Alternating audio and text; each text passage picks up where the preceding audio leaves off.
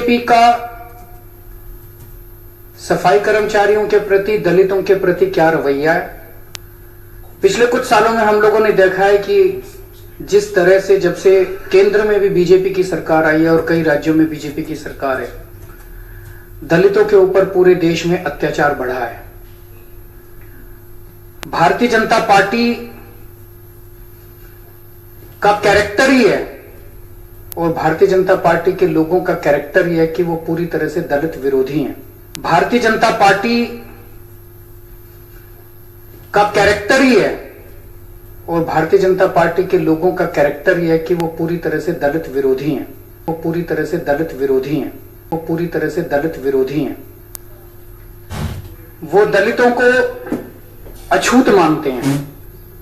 वो दलितों को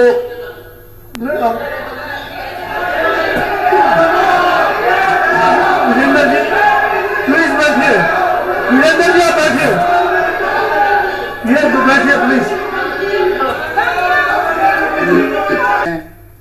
लीडर ऑफ अपोजिशन का जो गुस्सा सच्चाई सुनने के बाद आया उसको समझ सकता हूं।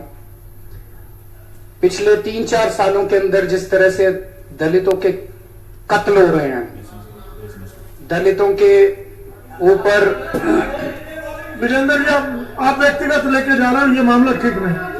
ये व्यक्तिगत, उन्होंने पार्टी का नाम लिया, उन्होंने पार्टी का नाम लिया, पार्टी का नाम लिया, क्यों नहीं? बिल्कुल नहीं, व्यक्तिगत लेके जा रहे हैं बार बार और ये दिक्कत आती है। तो ये कोई इत्तेफाक नहीं हो सकता कि परसों पूरे देश के अंदर जब दलित आंदोलन हुआ तो जितने मौतें हुई वो सारी की सारी बीजेपी शासित राज्यों के अंदर हुई। ये महज इत्तेफाक नहीं है। ये महज इत्तेफाक नहीं है। मैं तो ये सोच रहा था बाबा साहब अंबेडकर ने उनकी कितनी दूरदर्शिता थी।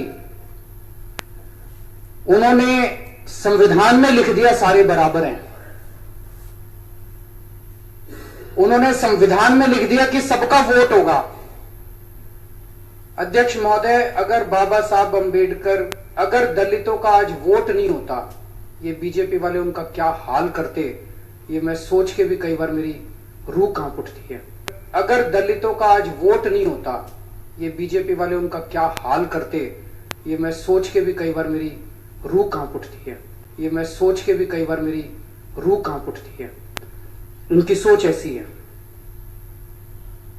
सिरसा जी का जो स्टेटमेंट था वो उसी मानसिकता को दर्शाता है। वो बाई चांस नहीं निकला था, वो अंदर है, दिल के अंदर है उस किस्म की भावना।